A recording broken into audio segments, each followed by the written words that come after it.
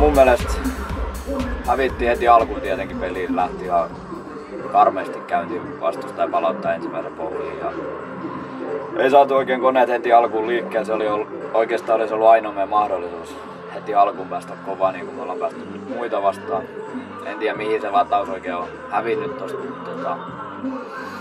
Lataus puuttuu alusta sit loppuun kohden pikkuhiljaa saatiin omikin asioita toimimaan, mutta suomalaisilla kavereilla hemmetin hyvä peli. Kyllä mä väitän, että me oltiin suomalaisena parempi kuin vastustaja. Toki sieltä näkyy, heidän juoksupeleissä näkyy ja heittopeleissä aika pitkälti toi heidän älytön lahjakkuus, mikä on hankittu tuolta merien takaa. Ja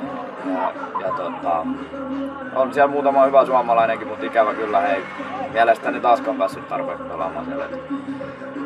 Mut oikea joukkue voitti, se on varma.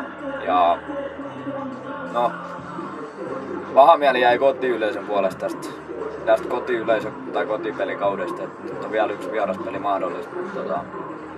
Meillä on kuitenkin paras suomalainen yleisö täällä, niin me ei oltu sitä tänä vaan sen arvoisia ehkä, mutta ensi vuonna tullaan varmaan kovempaa tänne Turkuun ja näytetään sitten tuolla yleisöllä oikeesti mistä kanapissa.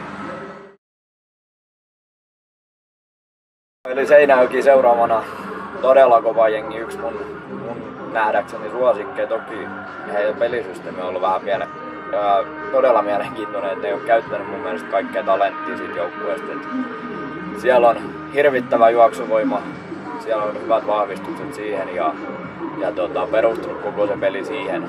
Sitä me lähdetään pysäyttämään sitä juoksua, jos me siinä onnistutaan, niin he on ainakin uuden tilanteen edessä, että joutuisi heittämään. Toki siellä on sitten takakentät löytyy suomalaisia laitahyökkäjiä tukuittain, että kova peli siitä tulee, mutta kyllä me lähdetään ennakkoluulottomasti ja rohkeasti vähän ehkä tekemään semmoisiakin asioita, mitä ei semmoisessa pelissä, missä on kovat panokset, niin uskaltaisi tehdä.